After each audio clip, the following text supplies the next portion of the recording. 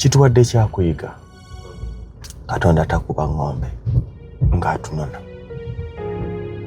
nga bw'ataakuba ng'ombe ng'atuleeta.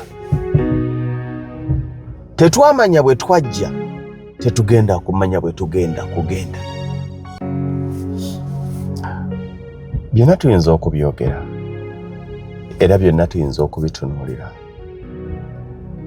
naye kyabulabe nnyo okulaba n'otayiga.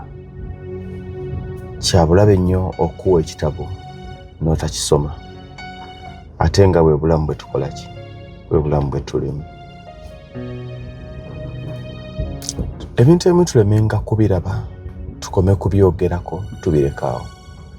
Ebintu ebimu bubaka Katonda bw'ayisaamu eddoboozi ly'okututegeeza. Mu bbanga lya wiiki emu tufiiriddwa abantu balinga 3 mu nfa ey'ekikangabwa. Buli lwe weebuuza nti gundi abadde omuntu afudde atya, muli nkitwala nti nange bwe bali yeebuuza. Muli nkitwala nti nange bwe bali yeebuuza.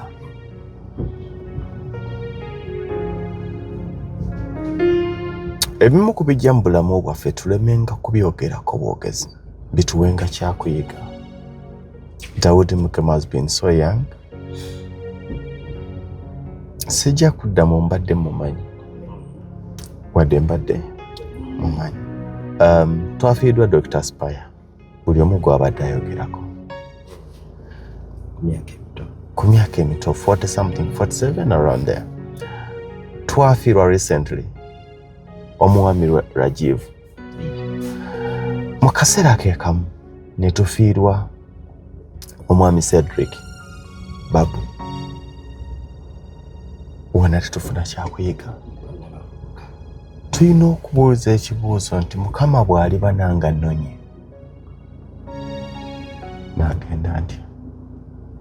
Mukama bw'aliba nga annonye, ensi erinjogerako biki? Ensi byegenda okwogerako, akatabo obuvunaanyizibwa bw'okawandiika, byebyo by'oli mu kukola olwaleero. By'oli mu kukola olwaleero, obulamu bwe weeyisaamu olwaleero, ensi weegenda okukola. Tetwateekerateekera majja gaffe, naye tuteekereteekera amagenda gaffe, kubanga tulina okugenda.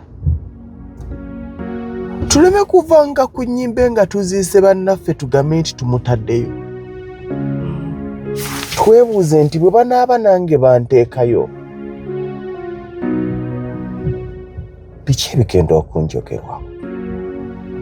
Ebintu bye bawooza nti omufu bw'aba afudde aba agenze, ebisigadde ebyensi tebikwatako, bikwatako. Olese famire. Abaana bange naabaleka ntya? Mukyala wange naamuleka ntya? Omwami wange naamuleka ntya? Bafudde bato, naye bafiiridde emyaka gyaffe. Bwe kiba nga naffe tusobola okugenda bwe tunaaba tugenze, tunaagenda tutya? Bw'ogenda ku lumbe n'olaba ebitakusanyudde, twatuuse mu baagundi, twatuuse gye baaziise gundi, kino nga kiri bwe kiti. Ebyo by'olaba ebitakusanyudde buvunaanyizibwa bw'okubikola, such that naawe tebabikwogerako. Ebyo by'olabye ku lumbe ebikusanyusa, buvunaanyizibwa bw'okubikola, such that naawe binaasanyusa abanaakuwerekera. Mukwano, tegekayo abantu bonga 10 abanaateekateeka olumbe lwo. Nga baane bwe batajje, bano bajja kukola ku nteekateeka zo. Kubanga abantu bano batuyigiriza nti amazima tugenda.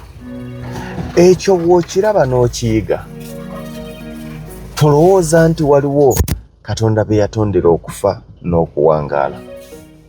Ffenna ly'ekkubo, tetumanyi ddi, kubanga amazima amatuufu tugenda.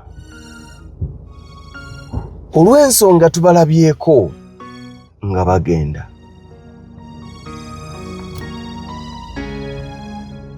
Era batulaze nti ne ku myaka gye tuliko eriyo abafa.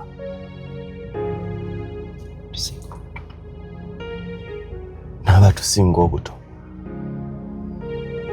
batulazeeko nti n'abamaze okukola ebintu byonna bagenda. Mukwano, kozesa olwaleero kubanga lw'olina. Bwe kuba kusanyuka sanyukamu olwaleero kubanga lw'olina.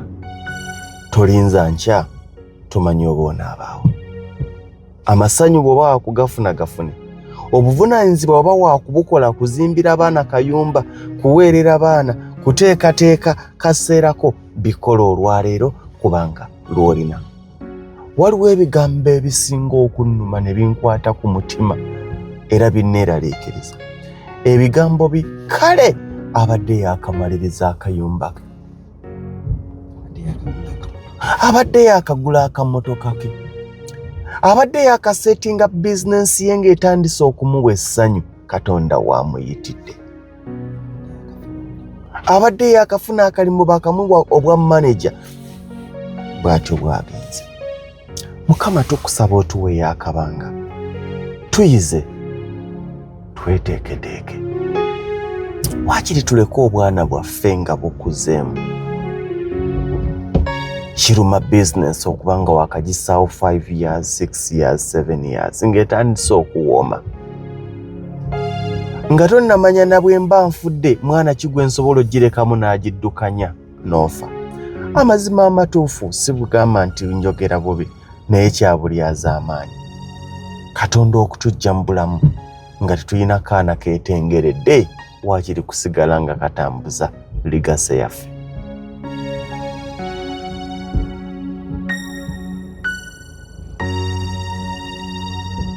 Ffenna ly'ekkubo.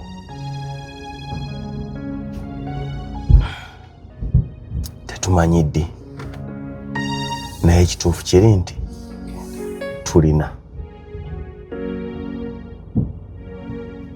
Tubalabye nga bagenda. Ebibakusanyuddeko wakati mu lugendo lwabwe olw'oluvannyuma